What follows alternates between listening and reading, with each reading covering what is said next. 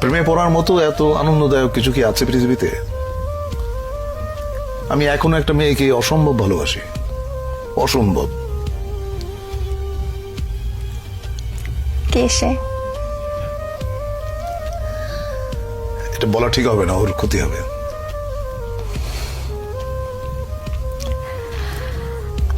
আমরা কি চিনি? চেনো হয়তো। আপনার কাছে প্রেমের সংজ্ঞাটা কি? প্রেম আপনি কিভাবে অনুভব করেন? প্রেম হচ্ছে স্বর্গীয়। এইটা মানুষের ভেতরে প্রেমের যে অনুভূতি, এটা পবিত্র এবং স্বর্গীয়। প্রেমের চাইতে ভালো বিষয় মানব ইতিহাসে নাই। আমি শুধু মানুষের প্রেমের কথা বলছি না। একটা মানুষ একটা বৃক্ষের সঙ্গে প্রেম করতে পারে, একটা মানুষ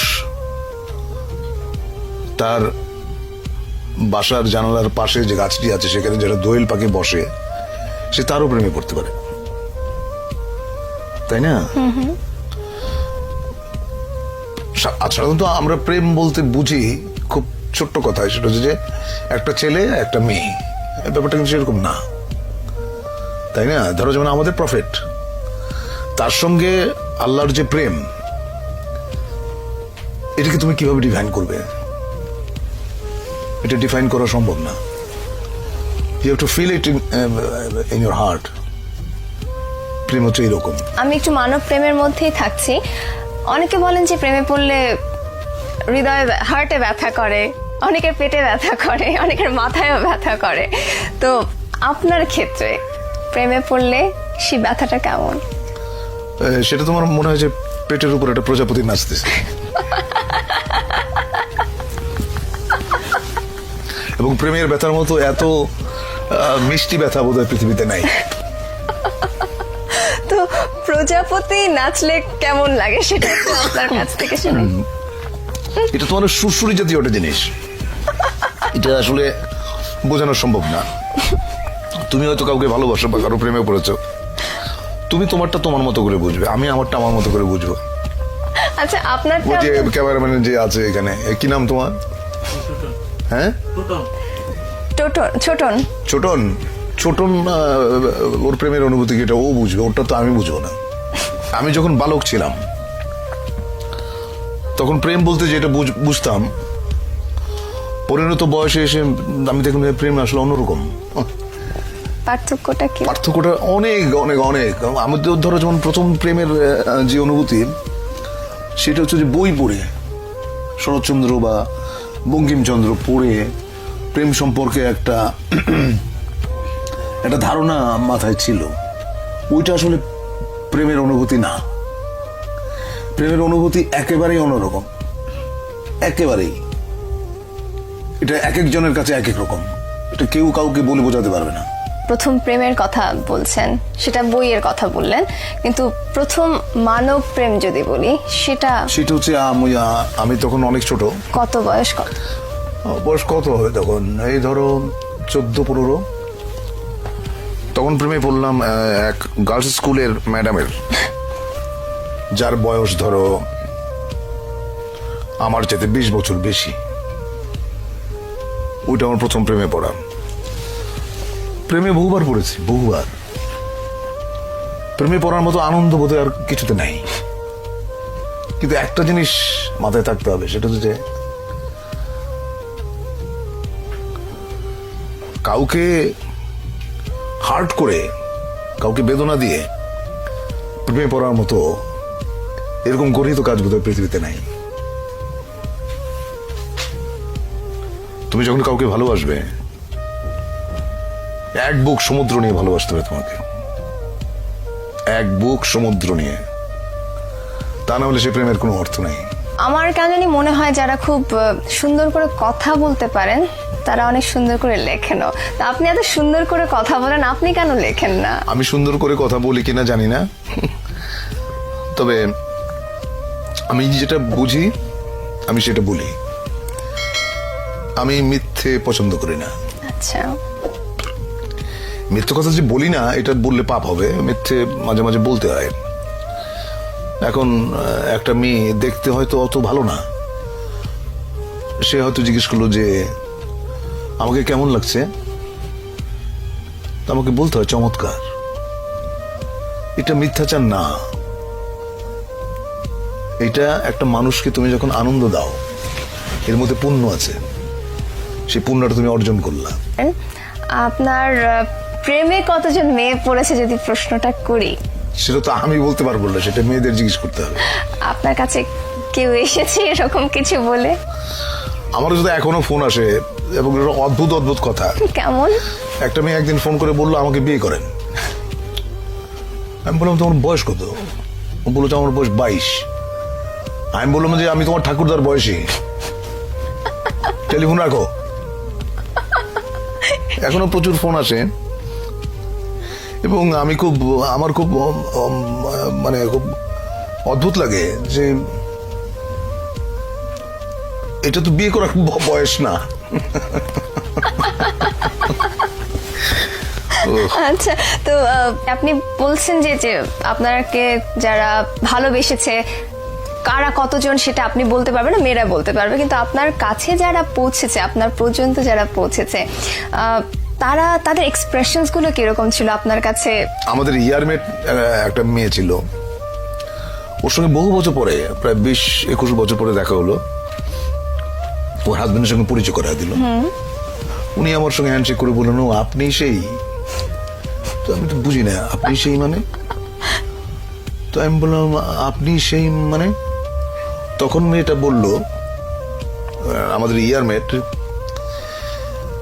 সে বলল যে আমি বাসর রাতে আমার হাজবেন্ডকে বলেছি যে আমি হুমায়ুন ফরিদের প্রেমে পড়েছিলাম, কিন্তু 4 বছর একসঙ্গে কাটিয়েছি আমরা, ওকে বলতে পারি নাই। I was so amused. সে বললে কি হইতো আমি জানি না। আচ্ছা, আপনি যাদেরকে ভালোবাসতেন তারা আপনাকে পছন্দ করেনি, এরকম কখনো ঘটেছে? না, আমি জানি না আসলে। কেউ কেউ হয়তো অপছন্দ করে, আবার কেউ কেউ হয়তো এড়িয়ে যায়, আমি বুঝি না। আচ্ছা, প্রেমের আরেকটা দিক হচ্ছে না বোঝা। আচ্ছা, মানে কেন প্রেমে পড়লাম, কেন ভালোবাসলাম, এর কারণ তুমি যদি খুঁজতে যাও দেখবে যে কিছু খুঁজে পাচ্ছ না। মানে একটা কালো বেড়াল অন্ধকার ঘরে তুমি খুঁজে বেড়াচ্ছ যেটা ওই ঘরে নাই। প্রেমটা এরকম। আপনি অভিনেতা হতে চেয়েছিলেন, অনেকেই অভিনেতা হতে চায়, কিন্তু সবার পক্ষে নিজেকে একজন সম্ভাব্য অভিনেতা হিসেবে প্রকাশ করা, প্রমাণ করার সুযোগ হয় না। আপনার পক্ষে সেটা সম্ভব হলো কিভাবে? যে কাজটা করি সেটা পছন্দ করি এবং যে কাজটা করি নিষ্ঠার সাথে করি, সততার সঙ্গে করি। সে কারণেই বোধহয় আমি মোটামুটি বলতে পারো যে অভিনেতা হিসেবে নিজেকে দাঁড় করাতে পেরেছি। ঢাকা থিয়েটারের সাথে, মঞ্চের সাথে আপনি যুক্ত হলেন কিভাবে? সেটা খুবই ইন্টারেস্টিং একটা ব্যাপার। সেটা হচ্ছে যে 1977 সালে জাহাঙ্গীরনগর বিশ্ববিদ্যালয়ে আমি তখন নাট্য সম্পাদক। তখন আন্তঃহল একটা নাট্য প্রতিযোগিতা অ্যারেঞ্জ করলাম। তো ওখানে জাজ হিসেবে গিয়েছিলেন আমাদের ঢাকা থিয়েটারের প্রধান পুরুষ জনাব নাসিরউদ্দিন ইউসুফ। উনি আমার লেখা, আমার ডিরেকশন এবং আমি ছোট্ট একটা চরিত্রে অভিনয় করেছিলাম। ওটা দেখে নাটক শেষ হয়ে যাওয়ার পরে বললেন যে আমাদের ঢাকায় একটা দল আছে, দলটার নাম ঢাকা থিয়েটার, আপনি যদি জয়েন করেন আপনার ভালো লাগবে। তারপরে সেলিম ভাইকে বললাম, সেলিম আল দিন, সেলিম ভাই আমাকে নিয়ে গেল, ওইভাবে ঢাকা থিয়েটারে আসেন। সেটা কোন সাল? সেটা 77 সাল। সেই সময় ঢাকা থিয়েটার, বর্তমানের ঢাকা থিয়েটার, দুটোর মধ্যে যদি একটু তুলনা করতে এখন বলি। আমরা যখন ছিলাম একসঙ্গে, এতগুলো একঝাঁক তরুণ মেধাবী অভিনেতা, তাদের সঙ্গে আমি কাজ করেছি, সেটা ছিল ঢাকা থিয়েটারের স্বর্ণযুগ। এখন আমি থিয়েটার ওইভাবে দেখি না, মাঝে মধ্যে যাই, ওই গেলে একটা সমস্যা হয় যে সবাই এসে মানে সবাই এসে এমন ভাবে বিরক্ত বলবো না, এমন ভাবে ধরে আমাকে যে আবার একটু অভিনয় করেন মঞ্চে, আমরা দেখতে চাই। অনেকেই বলে যে আমরা আপনার মঞ্চের অভিনয় দেখি নাই, দেখতে চাই। তখন খুব বিব্রত হই, কারণ আমি জানি আমি মঞ্চে আর কোনোদিন কাজ করব না। কারণ মঞ্চে কাজ করার জন্য যেই ধরনের প্রাণ শক্তি লাগে সেটা হয়তো আমার আছে, কিন্তু আরেকটু বেশি থাকলে হয়তো করতাম। সেই প্রাণ শক্তিটা একজন অভিনেতা কোথা থেকে নিয়ে আসতে পারে আপনার মনে হয়? কিভাবে নিজেকে তৈরি করতে পারে? দেখো, ওই গিরিশ ঘোষ না কার জন্য একটা কথা আছে, দেহপট শনে নট সকলই হারায়। কারণ অভিনয় করতে একটা সুস্থ শরীর লাগে, একটা সুস্থ কণ্ঠস্বর লাগে। এখন শরীরের সামর্থ্য থাকতে হবে তো, কারণ মঞ্চে অভিনয় করতে গেলে অনেক অনেক পরিশ্রম করতে হয়। তো সেই জায়গাটা ওই আমি বোধহয় হারিয়ে ফেলেছি। আমার মনে আছে কেরামত মঙ্গল নাটকে আমার একটা এপিসোড ছিল প্রায় 40 মিনিটসের, মানে এক নাগারে সংলাপ বলে যাওয়া। এবং তখন তো মহিলা সমিতিতে তোমার ছিল না, এই এয়ার কন্ডিশনার ছিল না, প্রচুর ঘাম হতো, এবং আমার 1 থেকে 1.5 পাউন্ড ওজন কমে যেত প্রত্যেকটা শোতে, এত পরিশ্রম। মঞ্চে কাজ করার সময়, সেই সময়টা, যে সময়টা আপনি স্বর্ণ যুগের কথা বলছেন মঞ্চের, সেই মুহূর্তে, সেই সময়ে টেলিভিশন এবং মঞ্চে কাজ করার একটা কম্পিটিশনের একটা বিষয় চলে এসেছিল। আপনার সাথে যারা কাজ করছিলেন মঞ্চে, আপনার থেকে কম শক্তিশালী যারা অভিনেতা, তারা টেলিভিশনে গিয়ে অনেক আলোচিত হয়ে উঠছেন। তো এটা কখনো আপনার মধ্যে দ্বন্দ্ব সৃষ্টি করেছে? না, কখনোই না।